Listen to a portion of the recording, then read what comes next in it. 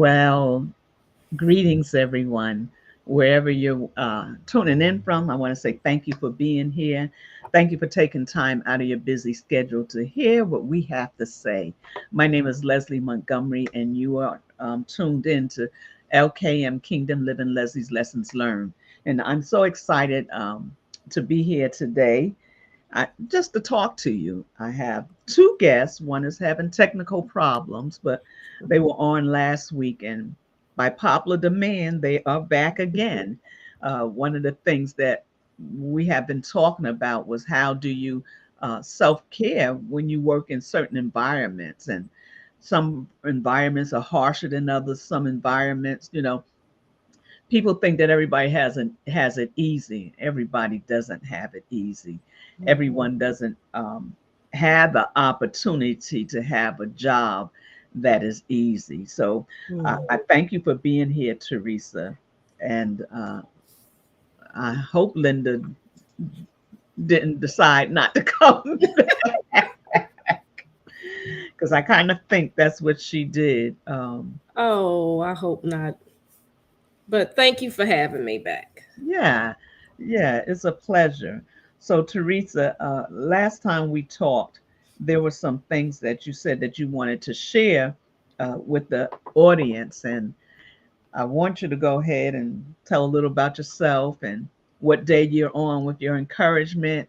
Mm. Is it considered? Am I calling it wrong?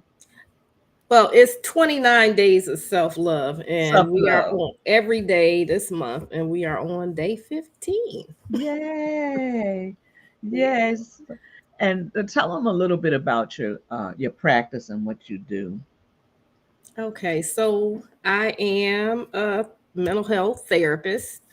I have to say that sometimes because when I say therapist, people, what kind? Physical therapist? Right. I'm a mental health therapist.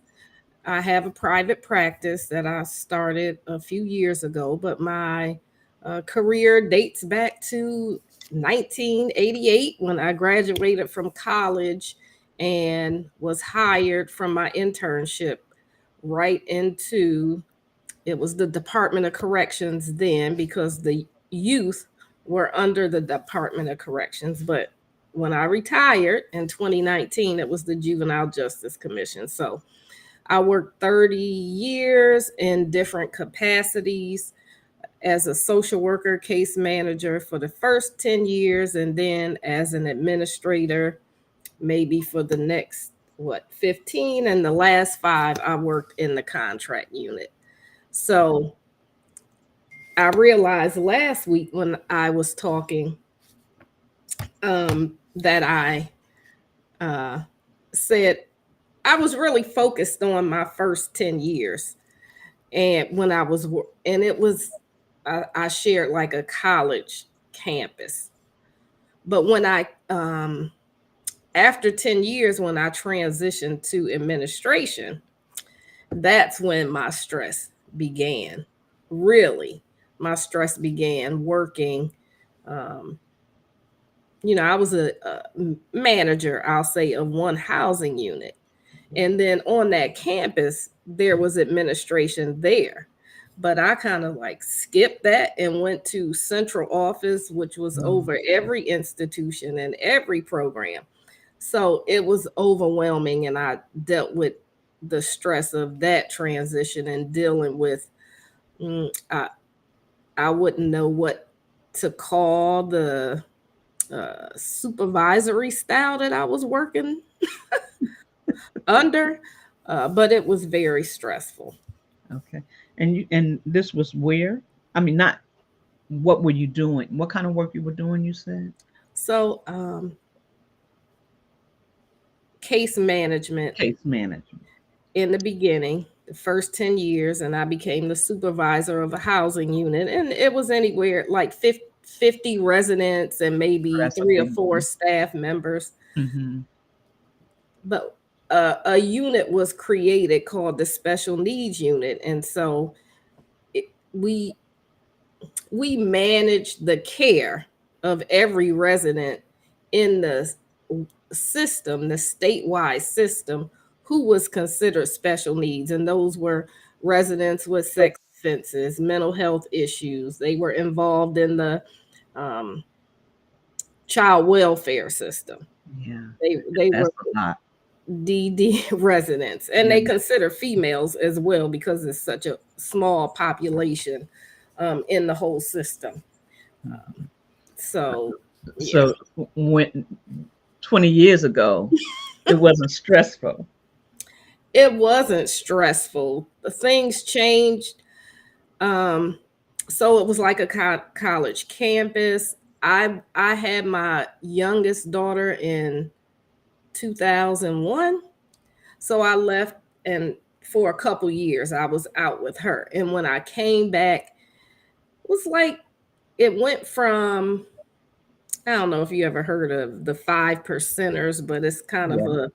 a okay. So that was really big.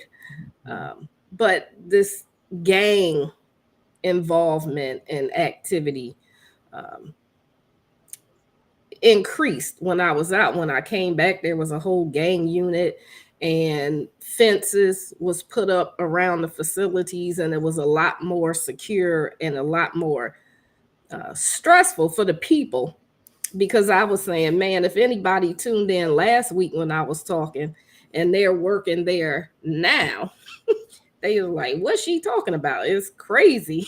Wow. Yeah. So yeah, it has gotten um, different for people who still work in that um, in the facilities. I think one of the things that people, and there's always a shift, Mm-hmm. and they say it's for the better, but a Mm-hmm. lot of times it doesn't turn out to be for the better. Mm-hmm. So, how did you self care?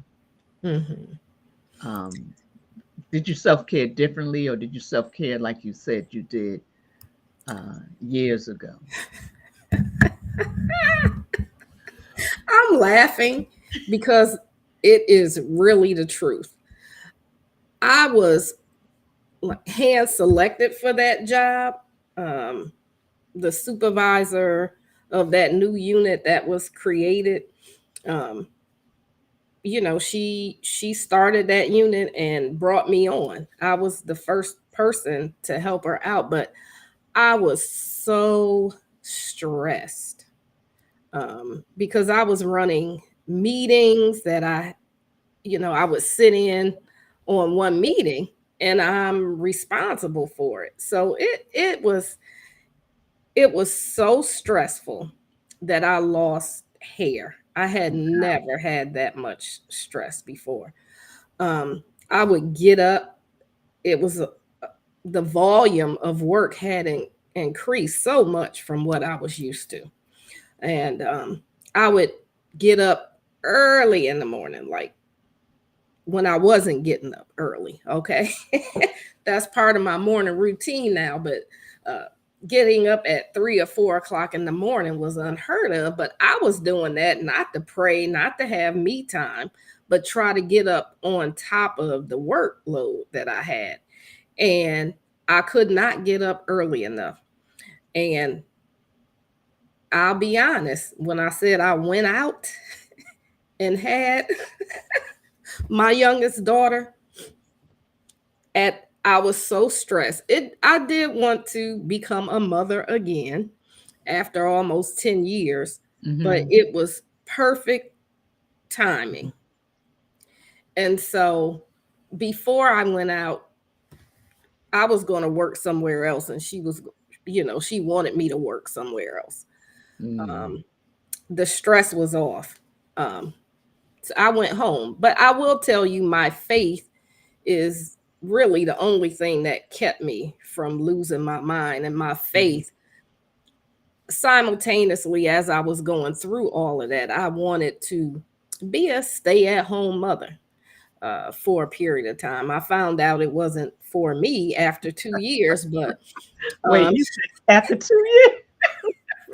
I enjoyed that time, and I wouldn't take it back. It's quality Mm. time, those 2 years. Yeah. Yes.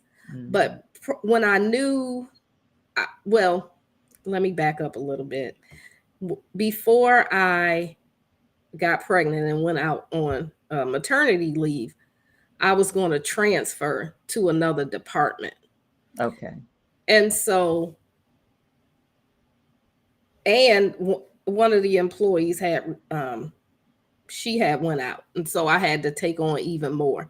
But because I knew I was going to leave and I didn't have that stress of trying to please her and trying to keep up and worried about getting not terminated because it was a state job. You really got to practically kill somebody to be To let get go. terminated, right? But just my whole reputation, just everything, I didn't care about it anymore. Um, and so I was able to do what I guess what she expected me to do. And I'm like, I'm gonna do what I can do. And that was it. Um, and so she said, well, why didn't you do all this before? Well, I didn't have the stress. I was too concerned about pleasing you and pleasing everybody and worried about my professional reputation and all that.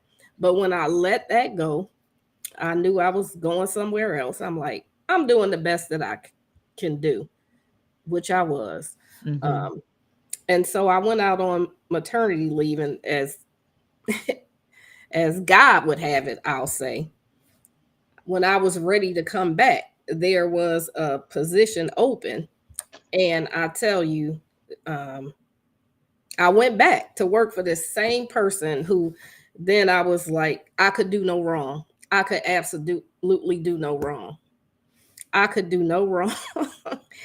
And I learned a lot. Even going through that challenge, I learned a lot and was able to move forward in my next positions without, you can come with me, which working in the contract unit, you do work with lawyers in the attorney general's office, and people would come through with their red pens and mark up everything. Uh-oh, where'd Miss Leslie go? Am I still live?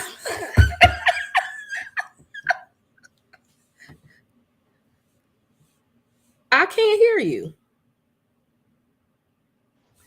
I said, I'm sorry, I had to do something real quick. Oh, okay, that's Like okay. you was I talking. know I'm just talking, talking, talking. But anyway, where was I? But that didn't phase me anymore. I wasn't so when I put forth my best, then I was at peace. When I knew that I was doing the best that I could do, I was Yeah. at peace. And that experience of with her, maybe Miss Linda is back. That experience with her taught me just not to stress and not to Yeah. worry, just do my best. And when I'm doing my best, take it or leave it. So I think that also now that we're in the Love's 30-day cycle, Mm, that we're even learning more about that. And because we're learning more about that, it makes us look at things differently. It hmm. makes us see things differently. And a Absolutely. lot of times when we first start a position, we try to do everything we can. We go all out our way because we want to impress, Hmm. and because we want to impress, we go sometimes outside of ourselves. So you had a time when you had your child, that Hmm. when you came back in, you Hmm. were able to you had a time to regroup. 2 years you had a I time. did. I did. Can I share something though? I I have to share let, this. let me just let me stop you for a minute because we Okay. have a few people that are listening now, and I want to say Oh, welcome so much for being here. Thank you. We hello. appreciate it.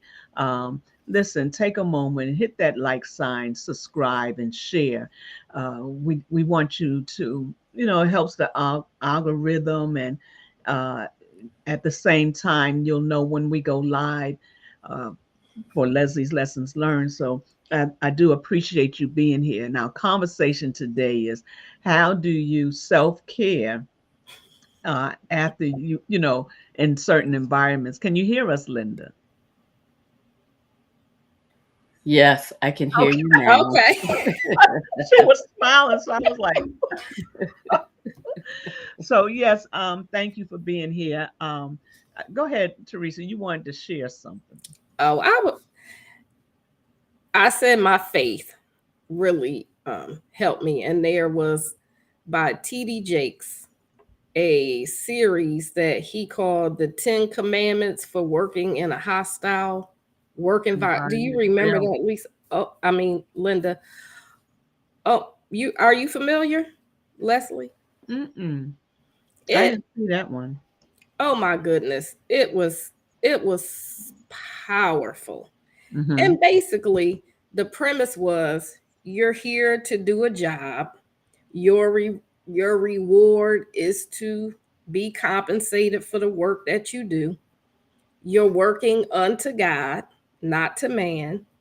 You're not looking for friends when you go when you go there. Even though I did develop some of my best friends come from where I work, but it it was just so freeing. Um, it was just so freeing. You working as unto the Lord. Um, oh, I can't I can't even call to mind other things that was so powerful about it. Oh, well, you're not going to work to receive validation. You're not going to work to get spiritually fed. Right. You're not, you can't go to work for any of those things. You put the armor on first and then you go. And so I was fairly young in my walk, and that series just changed my whole approach to the way that I work. And I have shared that with many people over the years, and it's been over 20 years, I'm sure, but it was a really good one. And I'll just finish with currently and for the last 6 years, I've added to my faith, I'll say, because the faith hasn't gone anywhere.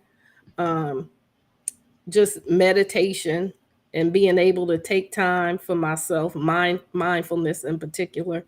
Um, and so I'll just we can get back to that, but those are some of the ways that I. So before Linda comes forth, one of the things I want to say is that what you just talked about, it doesn't even have to be a hostile environment. Some True. people just don't like where they work, and True. they forget why they're there. They forget. Alicia talked about that. She talked about how you pray for a job, then you get it, then you don't like it. It's not what you thought it was, and how when we have a different attitude, because it does boil down to how we see it. And why do I Hmm. say how we see it?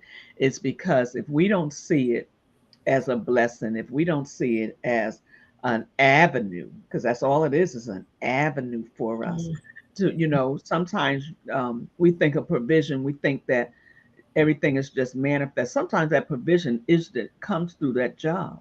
Hmm. For sure. And when we're not grateful for it, then it doesn't benefit us. We never receive the full benefits because of our mindset. No one can take it from us, but our attitudes and our mindset can take that piece from us because Hmm. here we go to this job again. Just all these different added, should I say, Hmm. attitude or thoughts, negative thoughts, instead of going in there, loving what you do. And a lot of times when you love what you do, he'll move you. When I say move you, he's not gonna, he'll make a position, he'll create something or another job or something like that when you have the right attitude. Sometimes Hmm. we have to stay in a place longer than we need to because of our attitude. And he's like, I'm not changing and I'm not moving it until you change your attitude. So we Hmm. have to be grateful. And yeah, you talked about your self care with the mindfulness and how that played such a big part. Learning of yourself, learning who you are plays a big part of that too.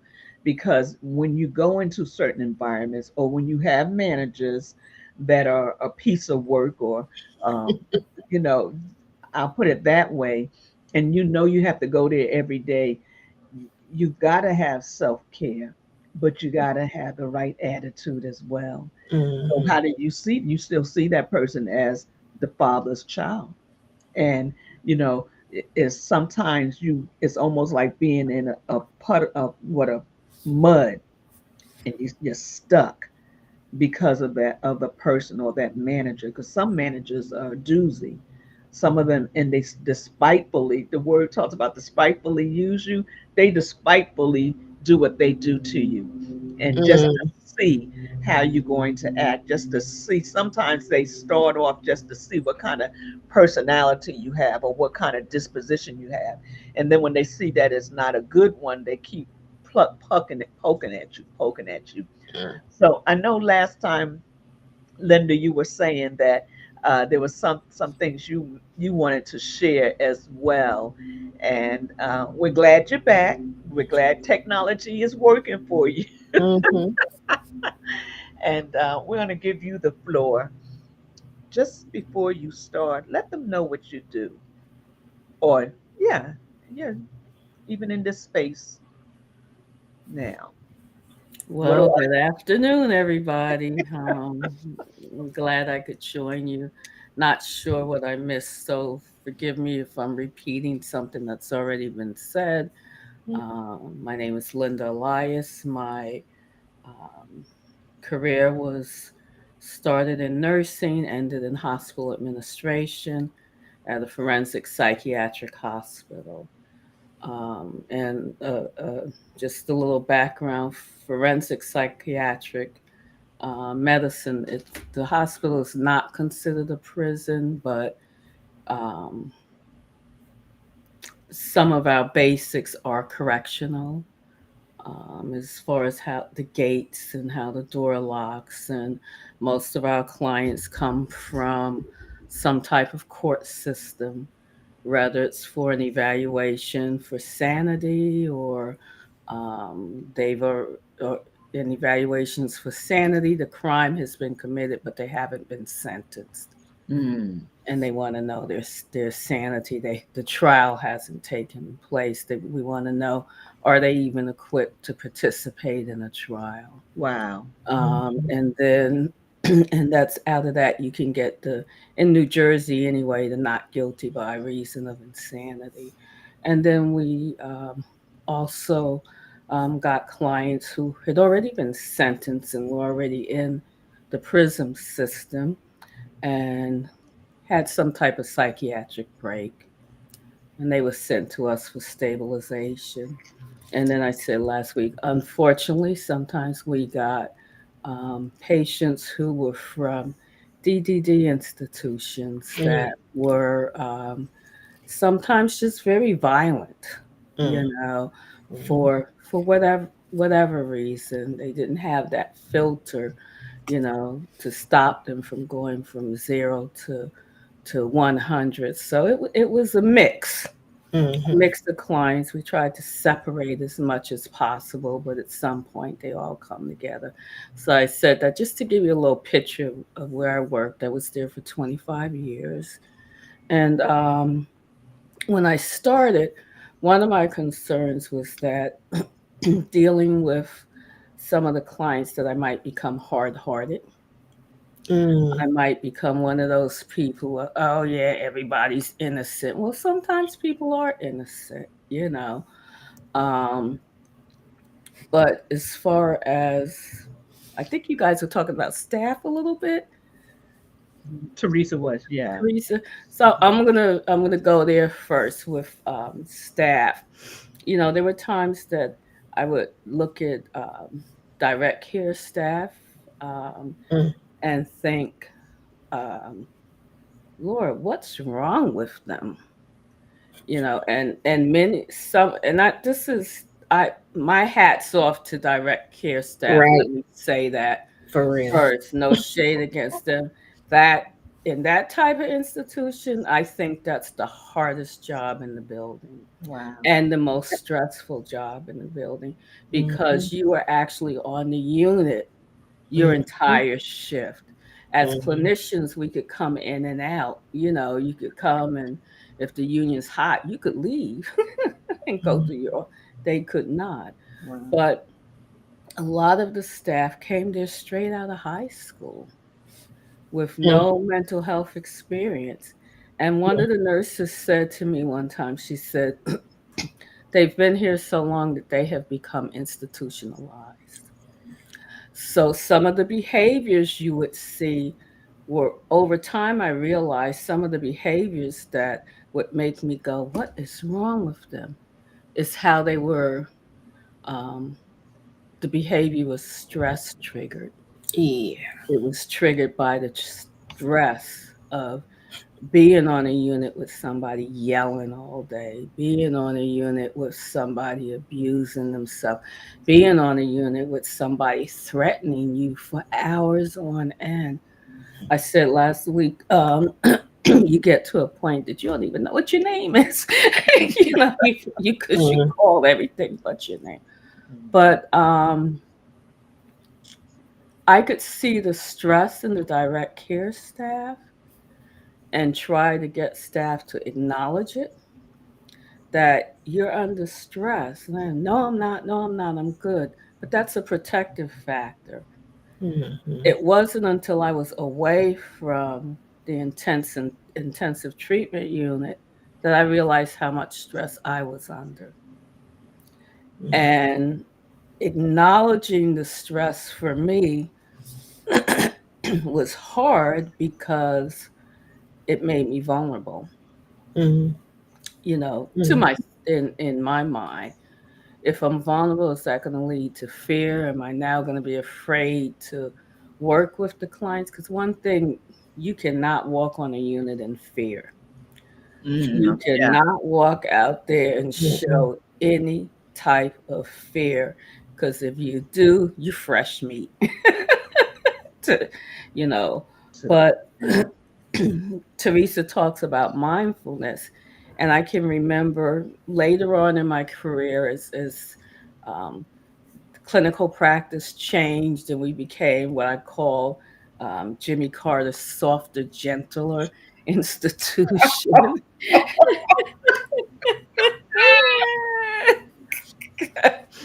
um, Things were being introduced like mindfulness and the Sharkables, and I'm like, I am not going to that class. I don't even have time for that.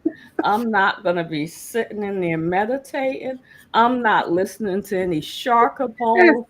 You guys keep that stuff. I'm fine. oh So my now goodness. that I'm retired, what am I doing? Mindful living, meditation, breathing.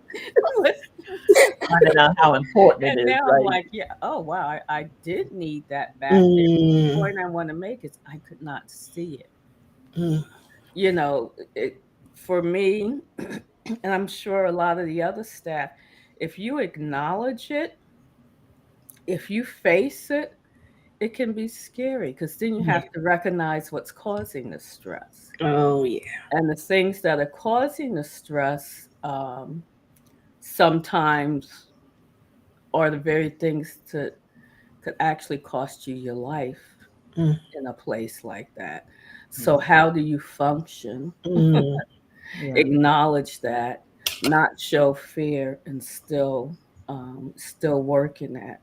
So, as Teresa said, it was my faith, it was prayer, it was getting up in the morning and putting that armor on. It mm, was going in knowing that um, it can be calm in 1 second, and the next second you hear whistles, you hear emergency calls, and um, mm, it the unit just explodes. Where do I want to go with that without giving too much information? That's because everything we do is, even though I'm retired, it's still confidentiality. But I Oh, want yeah. to give people a picture. In the workplace, your support system was your treatment team, and that treatment team included your direct care staff. That treatment team included the people that you can go into an office and you could debrief. And Mhm. even in the debriefing, you were still kind of debriefing what happened, but you weren't necessarily debriefing how it impacted you. Mm. But just being able to talk about the incident that just happened helped. And last week we talked about um, bringing it home. And the thing that helped me, like Teresa, I didn't carpool, but well, I did in the very beginning, but I had a 30 to 45-minute drive home. Mm. And that drive home gave me the time to debrief before I walked in the house. And there Mhm. were times David would have to say, "Hey, you're not at work," because you don't even realize how you're responding. So I could be very sharp in my responses. Um, Leslie knows that. She's seen that. That was kind of there before I even worked there. It got worse when I started working there. They used to say you could chew somebody up and spit them out, and they don't even realize it happened for a week later.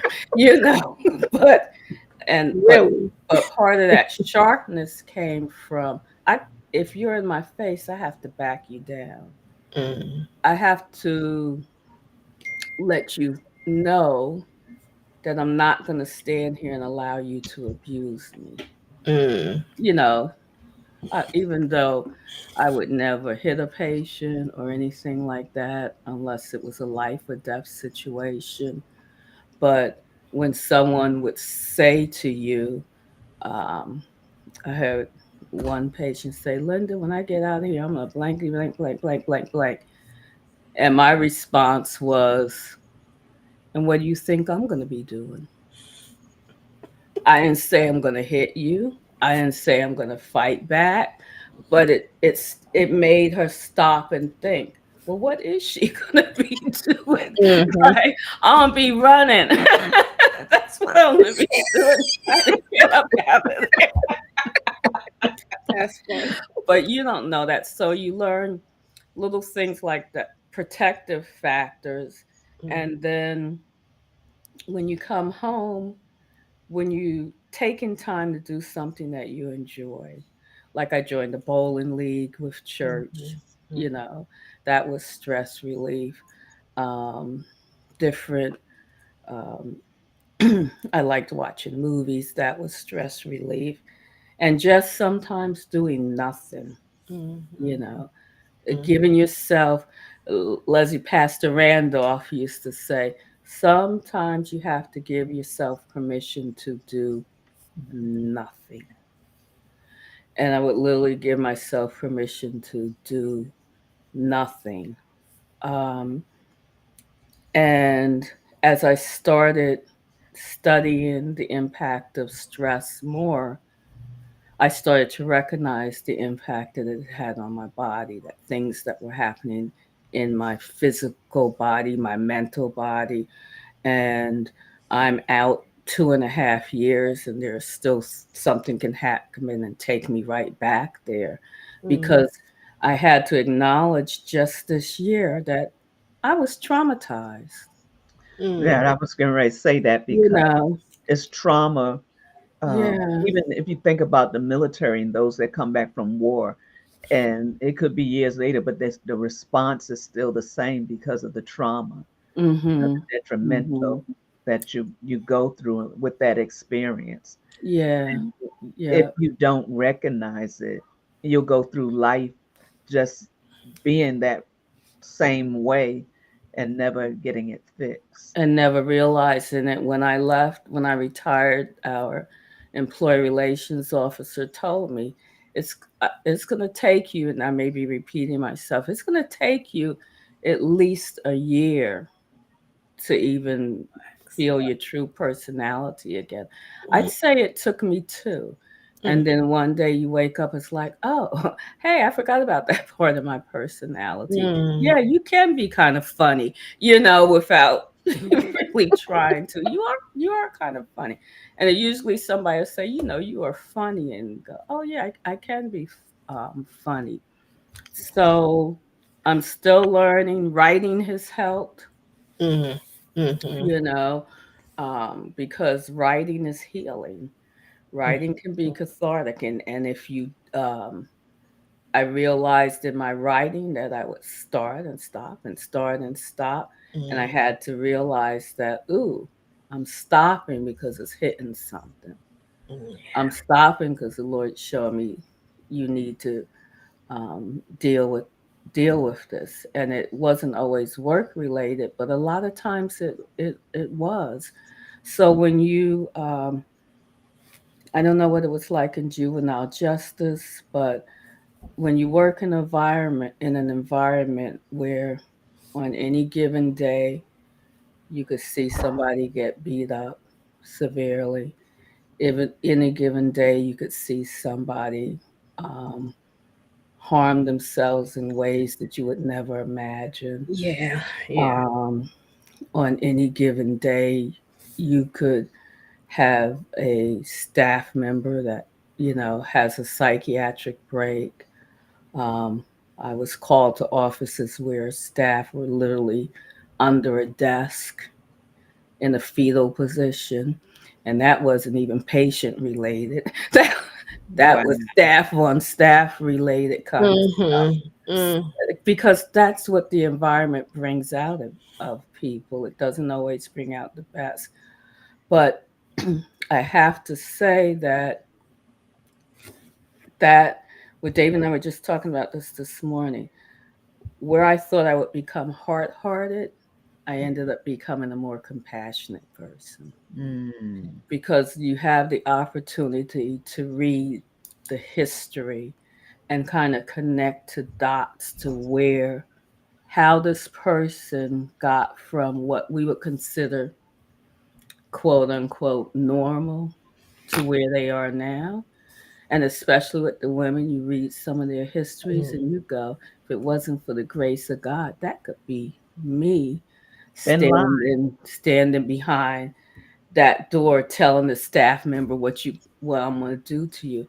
So I just thank God. I know in church, when people would do testimony and they'd be like, I thank God for a sound mind, I'd be like, oh, here we go again. No, but I ooh, that. thank God Mm. for a sound mind, because the enemy will literally try to he wants your mind. Mhm. He wants your mind. And Mhm. many of the people that ended up in our institutions, they didn't have a support system. Support Mm. systems are so important.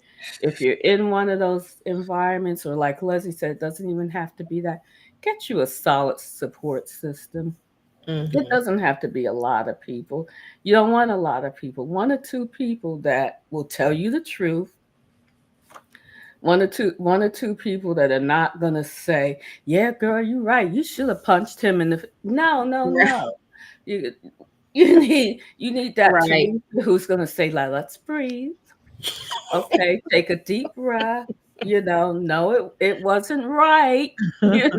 Or that Leslie's like, well, let's see what the word says, and you know, uh, you need those people in your life who are gonna say what they did was wrong, but you don't have to make it worse by your reaction, because you could end up. I would tell people, you could end up with me very easily. Mm. I realize So just true. how easy it So is to be involuntarily committed. There were people in there who were working, running businesses one day, and the next day they're looking at me because somebody triggered something that they had never dealt with. true. And at the right time, the right moment, um, they lost it. Yeah, that's good. Yeah. Even though we're talking about more or less um, institutional, well, this is an institution. All I keep thinking about is the school system now, and how the school system is coming up under that that category, with the children, with the teachers, just so much trauma in their lives, and coming to the school and responding. They're like first responders in whatever actions is going on in their lives. And I want to say hello to Alfreda and Christina and Sandra and Daphne and anyone Hello. else that's on. I want to thank you for being here, not just now, but that will come on later and listen. I want to thank you so much. But those of you that are listening, I hope you took the time to hit the like uh, button and the subscribe and share. The only way you're going to know when I go live, and I hate to say when Leslie's lessons go live, is that you have subscribed. And we want to would love for you to always be a part. So when I listen to these topics, and the whole time you ladies are talking, all I'm thinking in my mind is the school system, because the school system has gotten so, not all school systems, but majority, and it depends on where you live. But because of the way that they handle things now and the way they do things, the school system has come underneath that, as far as being hostile. When I say hostile, teachers are, like you said, some underneath their desk hiding, you know, not just from the students, but from the teachers, or the parents that come in and they're ready to throw down because you corrected their child, or just so many different areas that um, I think it saddens me that our school, you was going to say something, Teresa. Well, the school is a microcosm of the world and or our society, and the parents stress, the teachers want to come teach, but like you said, they have their own stress and their own trauma, and coupled with the kids that are the children that are coming with their own stress and trauma. And I hate for schools to become more secure with police and Well, some metal of them are detectors already and there. things, but Yeah. they're already there. And I think I agree with you. Teachers have the hardest job. And I felt that way even with juvenile justice, like Linda said, where we can go in and out. We're on the in the office, we see them, they come to us for release or to meet a need or whatever. But the teachers are out there trying to teach. Um, but even in the juvenile justice system, and maybe where you are, there's correction officers. So if something pop off, they can press a button, and security is there to respond to them. Um, so yeah, and I did want to say a few things before I'm going to have to check off. Um, Mhm. but like I think I said um, the first time things happen, right? So for me, it was residents. They had work study, so they could leave. So I've had to deal with residents that you're really close with, really, because when they come in, they drop all of that unless something, like I said, pops off on the housing unit. But otherwise, when they're with you, they drop all of that street and they're just a regular teenager, just like Mm. just like yours. And what you might read in their file, what they did and what they're incarcerated for, it's like, who is this? um and so they I have had to deal with a couple of them who would go out on work release and they would get killed, then come back. Or Wow. when you see a young person, um, you know, attempt to take their lives, and in jail is hanging a lot of times is how they done it. And I've had several attempts, no successes, thankfully. Um, but Which is dealing with that, opposite than Linda.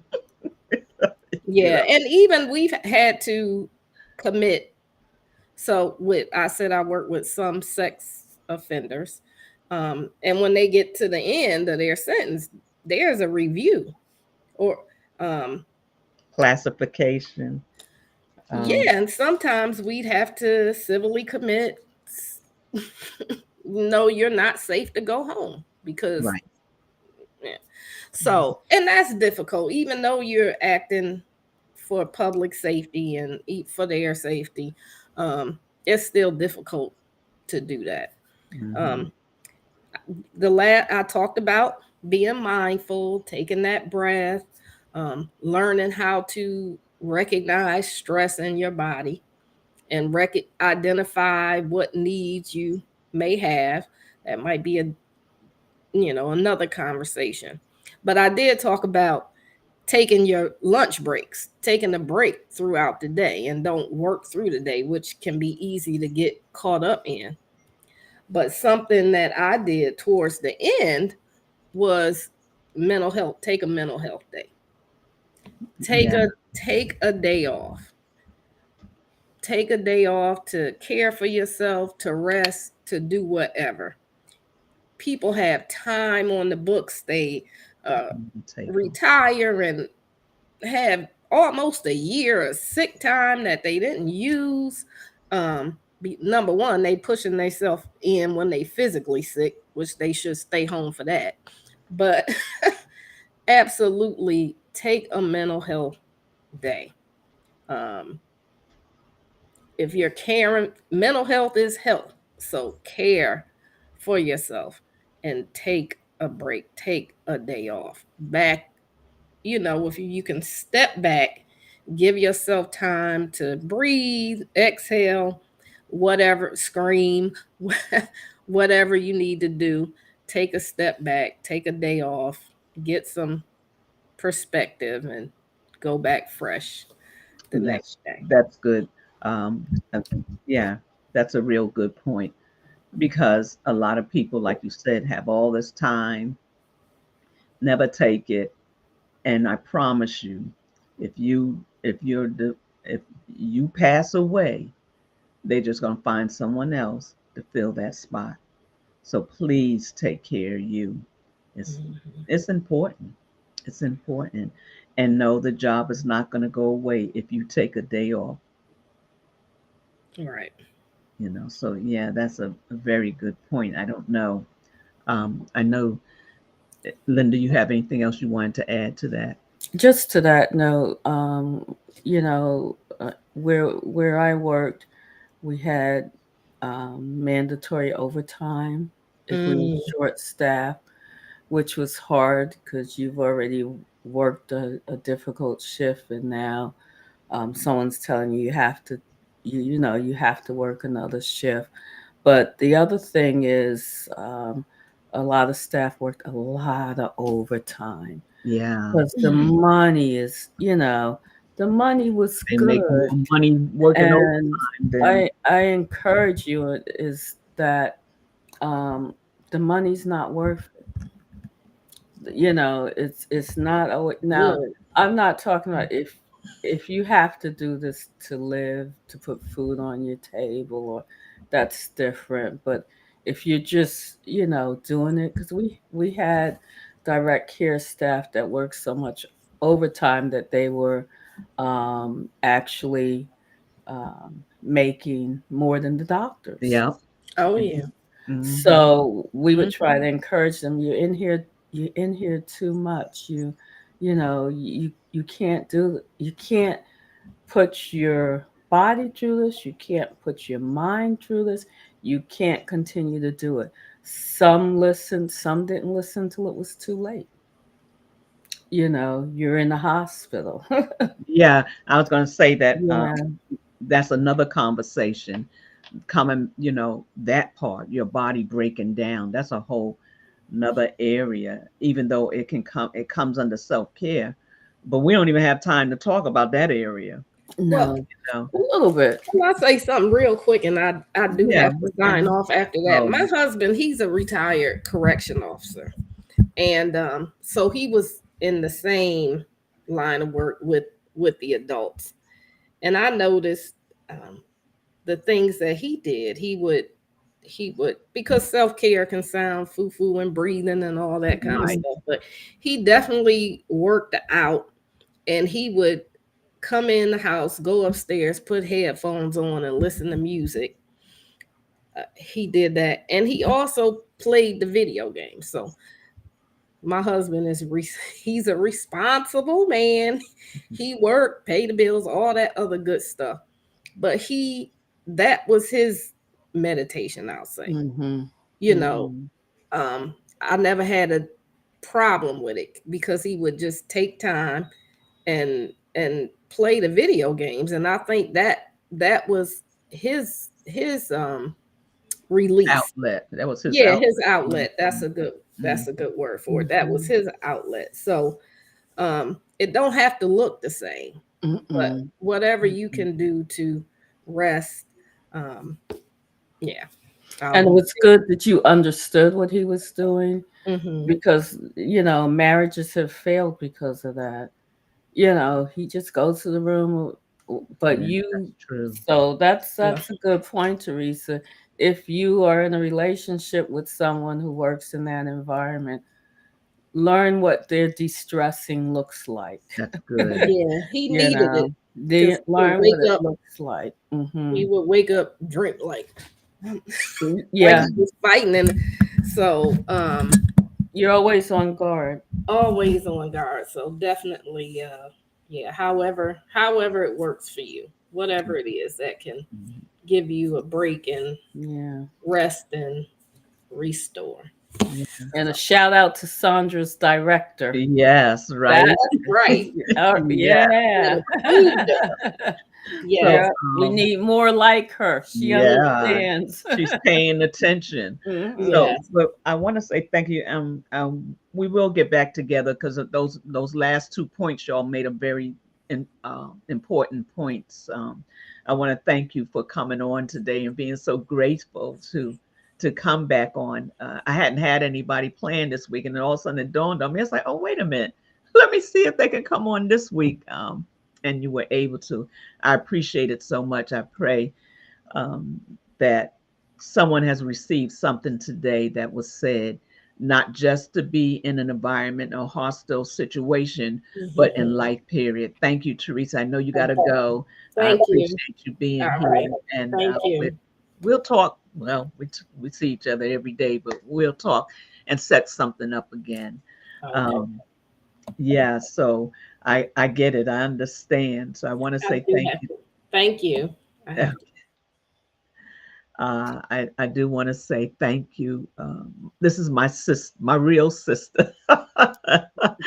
And I want to say thank you for coming on. I don't know if you have anything else you want to say before we close out, but I'm glad you got your uh, equipment together and was able to come back on and share those points with us. So listen, take your time this week. Think about yourself, care about yourself. And if you need a mental health day, take that mental health day. It's important to debrief, to just have that outlet. Nothing, sometimes we think, because I was this way, that if I'm not at work, something's going to go lacking. So what? It's not your company. And if it is your company, you probably need to debrief more than someone that has a company full of people because you work so hard. Take the time for yourself. It's no sense in working yourself into the grave and never enjoy what you're hustling to get. So at this time, we're going to say thank you so much for being here. And Sunday, next week, my sister will be back with me. Next week, I have my two sisters on, and the conversation is going to shift a little. We're going to be talking about how to defeat the giant when somebody in your life has passed, and what does that look like. So, we hope to see you here.